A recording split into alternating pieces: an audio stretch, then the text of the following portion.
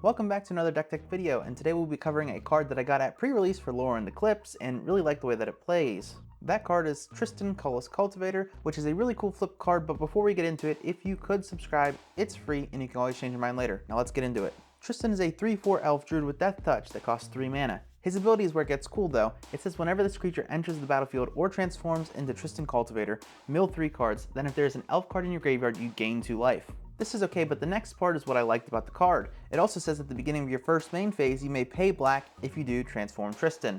The other side is basically the same exact thing, except for you can exile an elf card from your graveyard and have each opponent lose 2 life instead of gaining 2 life. This I thought was a really cool thing for an elf to do. Now that being said, let's start with the card highlights for this deck. The first category I will cover is card draw. The cards that come to mind are Beast Whisperer, Champions of the Perfect, and one of the newer elves, Eclipsed Elf. Beast Whisperer and Champions of the Perfect are the basic play a creature and draw a card draw engines, where Eclipsed Elf allows you to look at the top 4 cards of your library and choose an elf, swamp, or forest. This gives you a little more choice in what you get. Also, one of the good things about these cards are that they are all elves as well. The next basic category is removal. In this category, some standouts are Reclamation Sage, Gloom Ripper, and Ruthless Winnower. Reclamation Sage is just straight up enchantment removal, and Gloom Ripper will not only get rid of one of your opponent's creatures and buff one of yours, but it will also get around Indestructible, which always comes in handy. Ruthless Winnower is super good for this deck because it says at the beginning of each player's upkeep that player sacrifices a non-elf creature. This is really good for us because almost every creature in the deck is an elf, so we won't be sacrificing anything. This is one of the great examples of a symmetrical effect not being symmetrical.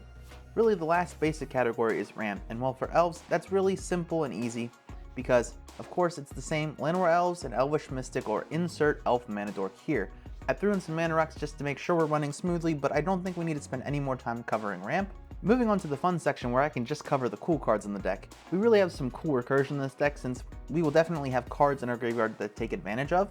Bloodline Bidding and Patriarch's Bidding are cards that will allow us to bring back all of our elves from our graveyard, which will give us a massive board state to overwhelm our opponents.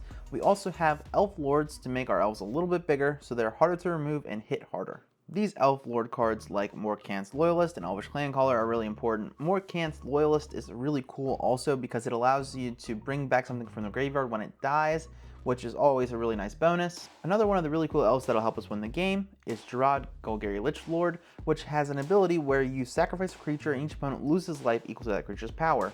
This, with the added pressure from your board state and your commander's ping, can become a problem really quickly. There are a couple more cards that I just want to cover really quick that'll be good in this deck. These are Viconia Drow Apostate and Out of the Tombs. Viconia is a very good recursion piece with the chance to return something every upkeep, and while Out of the Tombs will allow you not to deck yourself. And as a bonus, will turn your card draw into recursion if there's no cards in your deck. I think this deck will be really fun to play as it's a little bit of a different take on elves, and the commander being a really cool flip card helps as well.